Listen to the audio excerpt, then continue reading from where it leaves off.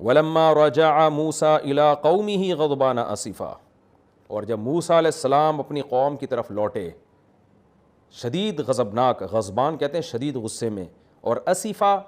شدید افسوس کرتے ہوئے، شدید غمزدہ حالت میں. یہ کام پہلے ہوا لیکن قرآن بعد میں بیان کر رہے ہیں نا. قرآن واقعات میں ایسا بہت کرتا ہے کہ ایک کام پہلے ہوا لیکن قرآن بیان اس کو بعد میں کر رہا ہے، ایک کام بعد میں ہوا لیکن اس کو قرآن پہلے بیان کر رہا ہے، کیونکہ قرآن کسی کہانی کی کتاب نہیں ہے کہ وہ ترتیب سے چلے. واقعے کا جو پہلو جس وقت قرآن مناسب سمجھتا ہے وہ بیان کر دیتا ہے. تو اب یہ کام ظاہر ہے پہلے ہو چکا تھا، موسیٰ علیہ السلام آئے تھے، غضبناک تھے، بنی اسرائیل نے پھر توبہ استغفار کی، لیکن توبہ استغفار کا تذکرہ قرآن پہلے کر رہا ہے اور موسیٰ علیہ السلام کے لوٹنے کا بعد میں. وَلَمَّا رَجَعَ مُوسَىٰ إِلَىٰ قَوْمِهِ غَضْبَانَ أَسِفًا، جب موسیٰ علیہ السلام اپنی قوم کی طرف لوٹے شدید غضبناک حالت میں، بہت افسوس کرتے ہوئے، قال اور کہنے لگے اپنی قوم سے، بِئْسَ مَا خَلَفْتُمُونِی، بہت ہی بری ہے وہ چیز جو تم میرے پیچھے جس پہ رہے ہو. خلف تم میرے خلیفہ بنے ہو، یعنی میرے بعد جو تم میری نیابت میں رہے ہو نا پیچھے، وہ حالت تمہاری بہت ہی بری ہے، یعنی بہت ہی برے جانشین بن کے رہے ہو تم میرے. من بعدی، میرے جانے کے بعد. اعجلتم امر ربکم، اپنے رب کے حکم سے بھی تم نے جلدی کی، یعنی اللہ کا آرڈر تو آنے دیتے، وہ تمہیں بتاتا کیا حلال ہے کیا حرام ہے. اگر تمہارے پاس تورات کی شکل میں احکام نہیں تھے تو جیسے چل رہے تھے ویسے ہی چلتے رہتے، جتنے احکام معلوم تھے انہی کو فالو کرتے رہتے. اپنی طرف سے تم نے ایک چیز کیوں بنا لی؟ اعجلتم امر ربکم والقى الالواح، اور تختیوں کو، جو تورات کی تختیاں لے کر آئے تھے اس کو ایک طرف ڈال دیا. القاء کا اصل معنی ہوتا ہے پھینکنا، ڈال دینا، ایسے کر کے کسی چیز کو اس طرح کر کے پھینک دینا. اب یہاں پر مفسرین نے دو قول ذکر کیے ہیں کہ یہاں موسیٰ علیہ السلام نے کیا واقعی تختیوں کو پھینک دیا تھا، یا اللہ نے موسیٰ علیہ السلام کے تختیوں کے رکھنے کے عمل کو القاء یعنی پھینکنے سے تعبیر کیا ہے. تو دونوں قول ہیں، میں دونوں کی ڈیٹیل آپ کو بتا دیتا ہوں. ایک قول تو یہ ہے کہ اصل میں موسیٰ علیہ السلام نے جو تختیاں جلدی سے رکھیں تاکہ اپنے بھائی کی داڑھی کو، اور ان کی حضرت ہارون علیہ السلام پہ غضبناک ہوئے تھے نا موسیٰ علیہ السلام، بہت شدید غصے میں تھے، تو موسیٰ علیہ السلام نے ارادہ کیا میں اپنے ہاتھ کو خالی کروں اور بھائی کو داڑھی سے اور سر کے بالوں سے پکڑ کے گھسیٹوں اپنی طرف غضبناک حالت میں. تو اس کے لیے آپ کو ہاتھ خالی کرنا تھا، اور ہاتھ خالی کرنے کے لیے ضروری ہے کہ جلدی سے تختیوں کو ایک طرف رکھ دیں، تورات کی تختیوں کو. اور موسیٰ علیہ السلام تھے بھی بڑے جلالی، تو اتنی جلدی سے موسیٰ علیہ السلام نے تختیاں ایک طرف رکھیں تاکہ میرے ہاتھ خالی ہوں اور میں اپنے بھائی پہ اپنا غصہ جاری کر سکوں. تو اس جلدی سے تختیاں رکھنے کو مجازن تختیاں ڈالنے سے تعبیر کیا ہے کہ گویا پھینک دی انہوں نے، حالانکہ پھینکی نہیں تھی لیکن جلدی سے ایک طرف رکھ دی اتنی اسپیڈ سے کہ اس کو قرآن نے مجازن القاء سے تعبیر کیا ہے. اس کی مثال ایسے ہے جیسے سورہ قصص میں اللہ تعالیٰ نے فرمایا کہ ہم نے موسیٰ کی ماں کو وحی کی کہ انقذی فیہ فی التابوت، کہ موسیٰ علیہ السلام جو چھوٹے بچے ہیں ان کو تابوت میں رکھ دے، القیہ فی الیمی، اور اس تابوت کو دریا میں ڈال دے.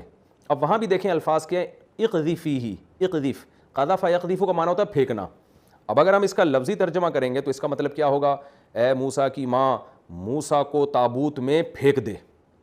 پھینکنا تو یہی ہوتا ہے، تابوت رکھا ہوا ہے، صندوقچہ رکھا ہوا ہے، اٹھا کے ایسے کر کے پٹک کے پھینک دیا. اور پھر آگے الفاظ ہیں القیہ فی الیمی، اس بکسے کو دریا میں پھینک دے.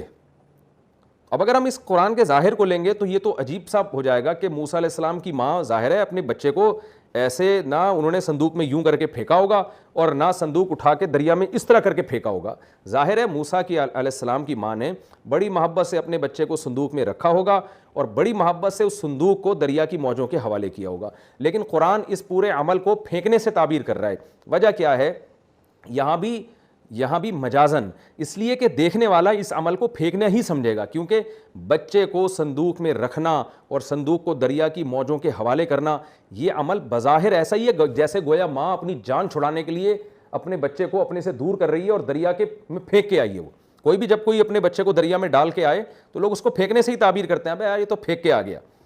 کہیں کچرا کنڈی میں آپ کوئی کچرا اگر رکھے بھی آئیں گے نا سلیقے سے تو لوگ کیا کہیں گے، کچرا پھینک کے آ گیا. یہ وجہ اس کی ہے کہ وہ جگہ ایسی ہے کہ اس میں یہ لفظ استعمال نہیں ہوتا کہ رکھ کے آیا، اس کے لیے پھینکنے ہی کا لفظ استعمال ہوتا ہے، کیونکہ دیکھنے میں یہ عمل پھینکنا ہی لگ رہا ہوتا ہے. تو جیسے وہاں قرآن نے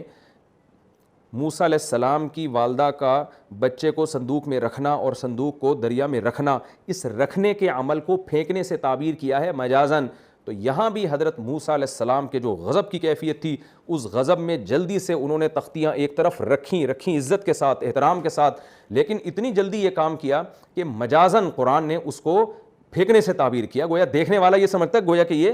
پھینک رہے ہیں ان تختیوں کو، حقیقت میں پھینکنے کا عمل نہیں ہوا۔ اور مجاز کا مطلب ہی یہ ہوتا ہے کہ ایک چیز حقیقت میں نہیں ہے، اس کو تعبیر ایسے الفاظ سے کیا جا رہا ہے جو الفاظ حقیقت میں اس پہ دلالت نہیں کرتے۔ اور بعض علماء نے یہ بیان کیا کہ عین ممکن ہے حضرت موسیٰ نے غضب میں وہ پھینک دی ہوں، تو اس کی پھر توجہ یہ بیان کی گئی ہے کہ موسیٰ علیہ السلام تھے جلالی،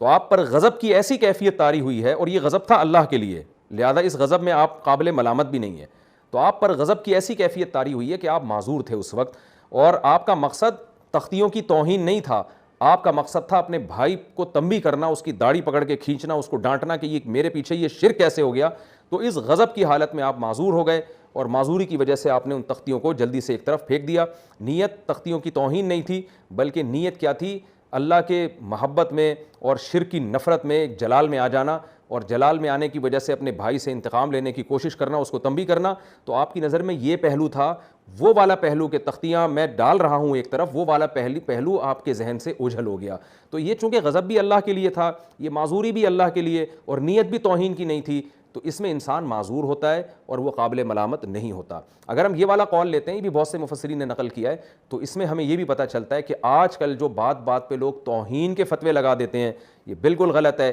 کسی شخص میں یہ دیکھا جائے گا اس کی نیت کیا تھی، ایسا تو نہیں ہے غضب کی وجہ سے اس کو ذہول ہو گیا ہو، دماغ وہاں سے ہٹ گیا ہو، کیونکہ آپ کوئی بھی موسیٰ علیہ السلام پہ توہین کا فتویٰ یہاں نہیں لگا سکتا اگر انہوں نے تختیاں پھینکی بھی ہیں۔ وجہ کیا ہے کہ اگر آپ کا مقصد تورات کی توہین ہوتی تو تورات کا جو مضمون ہے توحید، اس میں آپ اتنے حساس تھوڑی ہوتے۔ جو آدمی برحق مذہب کی توہین کرتا ہے، اس کے کسی بھی حکم کی، وہ تو پورے مذہب کی توہین کر رہا ہوتا ہے۔ ایسا نہیں ہو سکتا کہ وہ باقی مذہب کو ٹھیک سمجھتا ہو۔ مثال کے طور پر جو لوگ نبی صلی اللہ علیہ وسلم کی توہین کرتے ہیں، وہ پھر قرآن کی بھی توہین کرتے ہیں۔ یہ نہیں ہوتا کہ وہ نبی کی توہین کر رہے ہیں اور قرآن کو سینے سے لگا رہے ہوں، ظاہر ہے یہ قرآن بھی تو اسی نبی پہ نازل ہوا نا۔ تو موسیٰ علیہ السلام توحید میں اتنے حساس تھے کہ اپنی قوم پہ شدید غصہ آیا، اور یہ توحید میں حساس ہونا یہ تورات کی تعظیم کی وجہ سے تھا، تورات کی توہین کی وجہ سے نہیں تھا۔ تو یہ بہت مضبوط قرینہ ہے اس بات کا، یہ دلیل ہے اس بات کی کہ موسیٰ علیہ السلام نے جو تورات کی تختیاں ڈالی ہیں، اس میں موسیٰ علیہ السلام کی نیت تورات کی توہین نہیں تھی، بلکہ تورات کی عظمت نے آپ کو مجبور کیا کہ اپنے بھائی کو داڑھی سے پکڑے، اور اس دوران بے خیالی میں آپ نے تورات کی تختیاں ایک طرف ڈال دیں۔ تو یہ دونوں تفسیریں کی گئی ہیں، دونوں کی دلیل موجود ہے، اور دونوں قرآن کے لحاظ سے صحیح معلوم ہوتی ہیں، تو جس کو جو ذوق ہو وہ تفسیر لے سکتا ہے۔ اور اس میں بہرحال یہ سبق ہمیں ملتا ہے کہ آج جو ہم فتوی بازی میں ایک دم زبانوں کے لڑکھڑانے پر پکڑ لیتے ہیں لوگوں کو، اور دیکھتے نہیں اس کی منشا کیا ہے۔ یعنی بعض دفعہ انسان کے ظاہر سے لگ رہا ہوتا ہے توہین ہے، لیکن حقیقت میں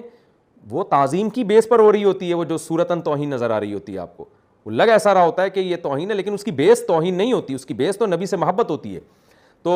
یہ سب چیزیں دیکھنی چاہیے جو آج ہمارا جاہل معاشرہ دیکھتا نہیں، اور فتوے فوراً ہم لگا دیتے ہیں، ہلکی ہلکی باتوں کو پکڑتے ہیں، زبان کی لڑکھڑاہٹ کو، اب تو توہین کر بھی نہ رہا ہوتا، صرف زبان سے غلطی سے الفاظ غلط نکل جاتے ہیں، اس پہ اتنا شور شرابہ شروع ہو جاتا ہے۔